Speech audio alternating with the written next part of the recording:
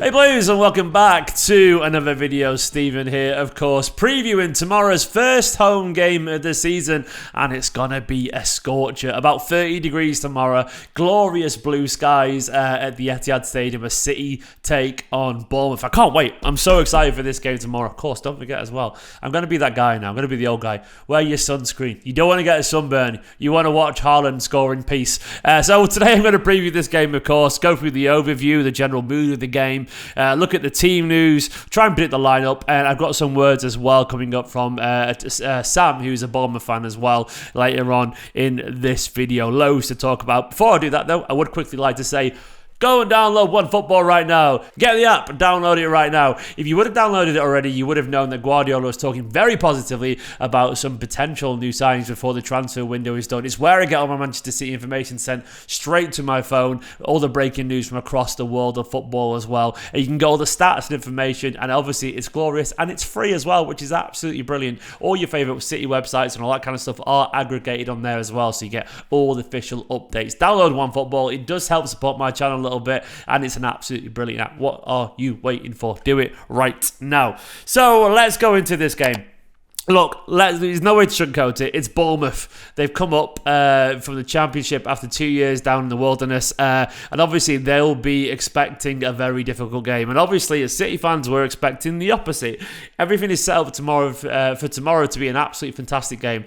I think I remember a Bournemouth game similar time of year, a few years back, when 𝐿𝐿𝐴𝐻𝐿 scored and we won 4-0. And I'm hoping it's going to be this same kind of vibe. I think it was a glorious day that day as well. That was a few years back, I reckon, the start of Guardiola's reign. I'm hoping this is going to be that level of game tomorrow too. I mean, it is obviously set to be an interesting game. Like, look, we are absolutely stone cold favourites for this game. I saw odds of like as wide as 45-1 for Bournemouth to win. Like, that's just insane. Like, we've never been further out in a favouritism to win a game than this, basically, in the Premier League, which is just absolutely crazy. But that's the reality. Off the back of the West Ham game, where we were at our imperious, controlling, brilliant best, in my personal opinion, we should feel confident about this. Bournemouth, of course, did win. You know, they did beat Aston Villa 2-0, which was a really good performance from them against an Aston Villa team stacked with experience and quality players who haven't quite gelled yet, and questions are on Gerrard there, in my personal opinion. But still, Bournemouth won't come to the Etihad with true fear. They'll come with very relative confidence, given that they started the season well. Guardiola, of course, was talking a lot in the press conference. The information right at the start, which is really interesting, was about Sergio Gomez. Guardiola basically confirmed that Sergio Gomez is now a Manchester City player. He said, and I quote, "He is for now. He will stay with us. The Man City squad, with the Man City squad alongside João, Joshua Wilson-Esbrand, and it'll be him as well for the left-back position. He'll stay with us." So he isn't going out on loan, which is great news. And I think personally, this is the exact right call that we needed to make. Sergio Gomez is a very exciting young player, and our squad is very, very light, which we'll get onto in a little bit. But having him there with versatility to play in many positions is very, very useful. I am about to do a video, by the way, with a Belgian football expert, so we can talk a little bit about Sergio Gomez. So that'll be coming up on the channel probably maybe later on today or maybe tomorrow, I don't know, but keep your eye out for that. He also went on to say about Sergio Gomez, Guardiola, he said he's a young player.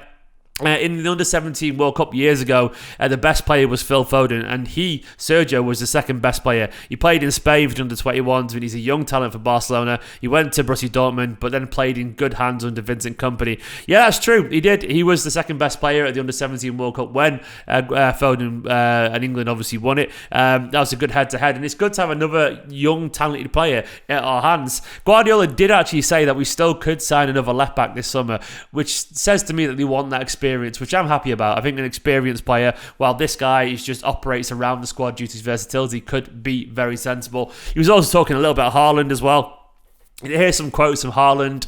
On Haaland from Guardiola, he said he's an exceptional player, but we're together for just 1 month. It isn't necessary to tell you, and we all know it. He's an incredible competitor who wants to win. His sense of goal, what impresses me most is he has a good education and he's humble. But he did also say he can be a better player and he has the will to do it. He likes football. I've never seen a complete player of 21, 22 years old. Maybe Messi was already advanced, but the rest is never finished and always you can improve. I like this bit as well because he talked about just how good some of these young players are.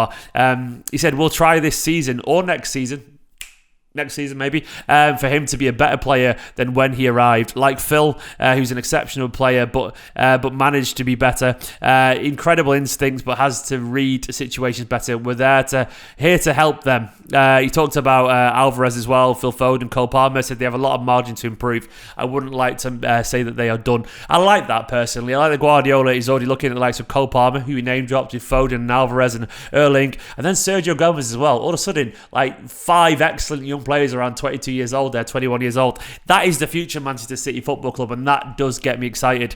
He also talked a little bit tactically about what he wants from his strikers. He talked about Haaland and said he has the qualities to score, but in the process, I don't like strikers waiting for the ball. I want him involved. He likes to touch the ball, and not just Erling, all of them. They all have to run and have the freedom to respect positions. If he wants to drop deep, he can do it. Good linking, extra passes, close to the box. I don't want him dropping. I want him scoring like Julian. All the players like to be in touch with the ball. I like that, how he said basically, I don't want him dropping deep too much. Like, I want him to be where he needs to be to score the goals. And I love that from Guardiola. People thought he would get like Haaland to try and play as a false 9 or drop too deep or whatever. No, be involved in the build-up, but be where you should be as the striker, which is very, very encouraging. Sadly, not quite as encouraging. Let's get to the team news.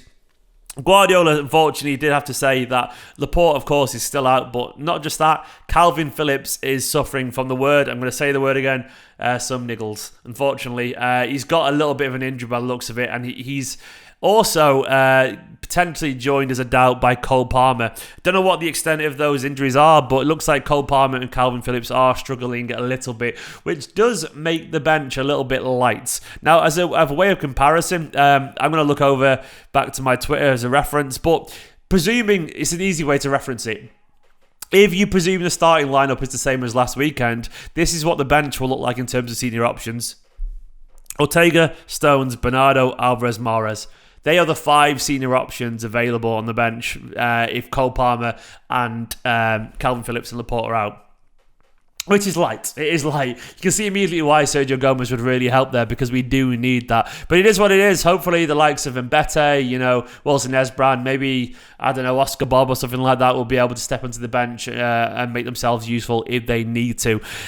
In terms of the actual lineup, look, I can't even remember what I wrote down on I wrote it down on the Premiere Pro and edited it, but I can't remember what I put. I think we're going to see very little changes. I think the chances are we could see a change here and there, but I think for the vast part, the team's going to be as it was. It's going to be Ederson in goal, who had an encouraging start the other day. It's going to be the same back four, in my personal opinion. Cancelo, Ake, Diaz and Kyle Walker. Not because John Stones doesn't deserve it, just because I think Ake doesn't undeserve it. I think Ake was excellent to Guardiola. Essentially, in my opinion, he's just going to trust the players that did so well against them the other day. It could be a good place to play John Stones, by the way. If you want to give him some fitness, get him involved in this game, definitely, and I do think there's something to be said for that. But I can just see Ake starting this because Guardiola will trust Ake in this game, and I think that's probably fair enough. Rodri's going to play. Kevin De Bruyne is going to play. There's an argument here about Bernardo. I'm going to leave Gundogan in for now because I think he needs a bit of rhythm too, but it could be easily be Bernardo. That's interesting to see. If Bernardo starts, all of a sudden everyone doesn't panic anymore about the Barcelona thing, which I still don't think is going to happen, by the way. I think it's just too unlikely. Up front, we know it's going to be Haaland, but around them, Foden's going to play. Then it's going to be Grealish or Mahrez. I think it could be Grealish again, but for the sake of this graphic, I think it's going to be Foden on the left and Mahrez on the right. I could be wrong there, but that's what I'm going to go for. That's a team I picked. I have no idea what he'll do. I'm just trying to guess, something like that. In terms of the opposition view, well, look, the first thing I will say, I'll pass you over to Sam Davis from the Back of the Net, which is a Bournemouth fan channel. There's a video I put out this morning where I did an opposition preview. This is only a clip from that video. This is a 1-2 minute clip from it. Of course, if you want to see more of what Sam said, is a good old 15-minute chat. There'll be a link or a card on screen right about now. But here's a little thought from Sam, who explained to me how Bournemouth are a different side to the one that we all used to know under Eddie Howe.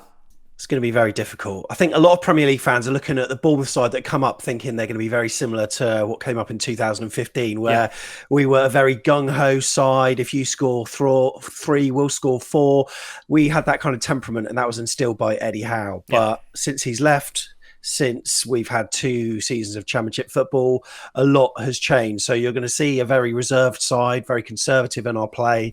We're going 3 at the back instead of a flat back 4. And Scott Parker is a manager that has instilled a team that's probably more big and physical than we've ever experienced. I think as Bournemouth fans over the years, we've been very entitled with watching some pretty good football for our standard and for our size, really. Yeah. But this season, it's going to be more purposeful and pragmatic. So it's certainly going to be a lot leaner in defence. So we're hoping that City don't score 6 or 7 past us at the weekend. 2 or 3 would be fine, but we'll find out. But should be an interesting season for us.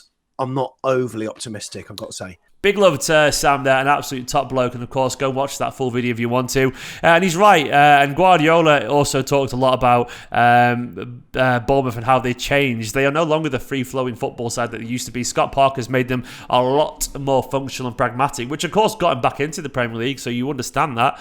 But, you know, in terms of the way that they play, well, Guardiola said this. He said, it's going to be a high press. They're going to squeeze well. They're going to drop into 5 at the back, narrow in the middle. He says 5 at the back will be close in the build-up to drag you out and link with the strikers after they have good runners on the opposite side and they're good at set pieces. Guardiola's right. He said as well, they don't have anything to lose. After 𝐿𝐿𝐷𝐸, they got being promoted and it's complicated. After a few months, all teams have injuries and good moments and bad moments and the mood in the locker room and things happen in the first game, but everyone pushes in the first games, but it's always tricky. What he's trying to say right now is essentially the ride in the good vibes after being promoted. There is no injuries yet. You know, everyone's in a good mood. They've won the first game. Like teams that come up, you know, who often struggle and go down, they struggled around winter time when things get tough and, you know, the mood really knocks you a little bit. But at this stage of the season, look, it doesn't matter. You know, everyone's buzzing. So he's right. It'll be really difficult. Guardiola also had a lot of praise for Scott Parker. He said, I've got a lot of respect for Scott. The patterns are so clear. We spoke and trained and we're ready. It's so tricky to face promoted teams early on. The first games are so difficult because they don't feel pressure because they are in an incredible mood, which once again harks back to what we were just saying. It's true. And he's absolutely right. You cannot take teams like this lightly. I was on the overlap recently. Gary Neville's talked about when he was training to get his coaching badges and how Scott Parker was there at the same time and they all thought he was fucking brilliant, like an absolute like quality coach, and he's done really well at Bournemouth. Fair play to him. He's got a very good reputation. He's made them very, very hard to beat, and of course that 2-0 the first game of the season, that was impressive. But that does bring me to my prediction though. Look, as good as Bournemouth can be on their day, I would be an absolute fool not to predict a Manchester City victory. And many people will probably look at this game, and I'm not trying to be in a patronising sense, but they'll basically be asking the question, how many goals? And that's what they're going to be saying. Look, I do think this could be a comfortable victory for City. It'll be difficult in spells, but I do think City could run away from this, and it could be a little bit too much for Bournemouth. Even though they do, you know, squeeze well, and they do drop into back 5 and all that kind of stuff, the heat will get tiring for them when they're chasing the ball. That could actually play into Manchester City's hands here. So I reckon this is going to be, I've got for 4-0 on my Super 6, and I reckon it is going to be something like this. Haaland hat-trick. Would you be surprised? It'd be absolutely immense. Fingers crossed I'm right. I don't know if it will be, but that's what I'm going for. 4-0. Do let me know down in the comments, please, what you think the score is going to be. Don't forget to hit the like button. And of course, let me know down in the comments, as I just said, I repeat myself, what the score is going to be. But who's going to score is what I was going to try and say. Thank you as well to all the names currently scrolling down the side of the screen. These are the patrons that keep this channel going. You're absolute legends. All the YouTube members, of course, that scroll on the live videos and the Patreons on these ones. Thank you very, very much. Patreon.com/Esteemed Company. If you want to help support the channel a little bit. And once again, it'll be on screen right now as a little kind of card thing. Go and watch that opposite preview if you want a little bit more of the Bournemouth side of things. And there'll be a video coming up very soon about Sergio Gomez as well. Thanks very much for watching, and I'll catch you tomorrow for all the usual stuff in a bit.